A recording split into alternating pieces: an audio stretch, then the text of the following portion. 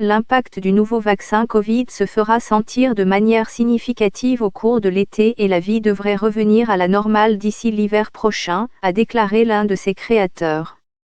Le professeur Ugur Sahin, cofondateur de BioNTech, a déclaré que cet hiver sera encore difficile car le vaccin n'aura pas un grand impact sur le nombre d'infections. La semaine dernière, BioNTech et le co-développeur Pfizer ont déclaré qu'une analyse préliminaire avait montré que leur vaccin pouvait empêcher plus de 90% des gens de contracter le Covid-19. Environ 43 000 personnes se sont soumises au test.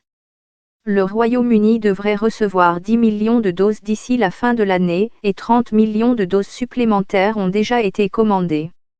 Le vaccin est administré en 2 doses, à 3 semaines d'intervalle. Les résidents plus âgés et le personnel des maisons de soins seront probablement prioritaires, suivis par les travailleurs de la santé et les plus de 80 ans. Les personnes seraient ensuite classées par âge. Il est possible, a-t-il dit, que le vaccin puisse réduire de moitié la transmission, ce qui aurait un grand impact. Je suis très confiant que la transmission entre les personnes sera réduite par un vaccin aussi efficace, peut-être pas à 90% mais à 50%, mais nous ne devons pas oublier que même cela pourrait entraîner une réduction spectaculaire de la propagation de la pandémie, a-t-il ajouté. Après l'annonce lundi du premier vaccin efficace au monde, Sir John Bell, professeur de médecine à l'université d'Oxford, a laissé entendre que la vie pourrait revenir à la normale d'ici le printemps. Je suis probablement le premier à dire cela, mais je le dirai avec une certaine confiance, a-t-il déclaré. Cependant, le professeur Sahin a déclaré que cela prendrait plus de temps. Si tout continue à bien se passer, a-t-il dit, le vaccin commencera à être livré à la fin de cette année, au début de l'année prochaine.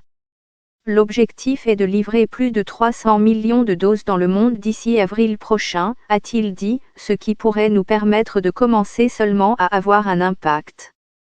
Il a ajouté que l'impact le plus important se produirait plus tard, l'été nous aidera car le taux d'infection diminuera en été et ce qui est absolument essentiel, c'est que nous ayons un taux de vaccination élevé jusqu'à l'automne/hiver prochain ou avant. Le professeur Sahin a déclaré qu'il était essentiel que tous les programmes de vaccination soient terminés avant l'automne prochain. Le vaccin a donné un regain de confiance dans la proximité de la fin de la pandémie, et le scientifique de premier plan qui le soutient espère que la vie pourrait revenir à la normale d'ici l'hiver prochain. Le vaccin doit être approuvé par les autorités de réglementation, qui ne l'autoriseront que si elles sont satisfaites de l'innocuité et du bon fonctionnement du vaccin. Les premiers résultats semblent très bons, mais nous attendons les résultats complets dans les semaines à venir. Il n'existe pas non plus de données montrant l'efficacité du vaccin chez ceux qui en ont le plus besoin, à savoir les personnes âgées. Nous ne savons pas non plus s'il empêche les gens de propager la maladie et de tomber malades. Et on ne sait pas non plus combien de temps l'immunité pourrait durer. Les gens pourraient avoir besoin de rappels annuels. Si le vaccin est mis en place, il faudra du temps pour immuniser et protéger suffisamment de personnes. Il est possible que d'autres vaccins Covid-19 soient disponibles et qu'ils fonctionnent aussi bien, voire mieux, que ce nouveau vaccin. Mais il est possible que d'ici l'été, la vaccination de masse soit bien avancée et que nous commencions à en récolter les fruits. Lorsqu'on lui a demandé si le vaccin était aussi efficace chez les personnes âgées que chez les jeunes, le professeur Sahin a répondu qu'il s'attendait à avoir une meilleure idée dans les 3 semaines à venir. Il a ajouté qu'on ne savait pas encore combien de temps l'immunité durerait après l'administration de la 2e dose du vaccin. Toutefois, a-t-il dit, une vaccination de rappel ne devrait pas être trop compliquée si l'on constate que l'immunité a été réduite de manière significative après 1 an. Le professeur Sahin a également déclaré que les principaux effets secondaires du vaccin observés jusqu'à présent étaient une douleur légère au point d'injection pendant quelques jours, alors que certains participants ont eu une fièvre légère pendant une période similaire. Nous n'avons pas observé d'autres effets secondaires graves qui auraient entraîné une pause ou un arrêt de l'étude, a-t-il ajouté. Son vaccin est l'un des 11 vaccins qui sont actuellement en phase finale de test. Il ne sera pas autorisé à être utilisé au Royaume-Uni tant qu'il n'aura pas passé les derniers tests de sécurité et obtenu le feu vert de la Medicines and Healthcare Product Regulatory Agency, MHRA. La directrice de l'agence a déclaré qu'elle ne baisserait pas ses normes de sécurité malgré la nécessité d'obtenir un vaccin rapidement.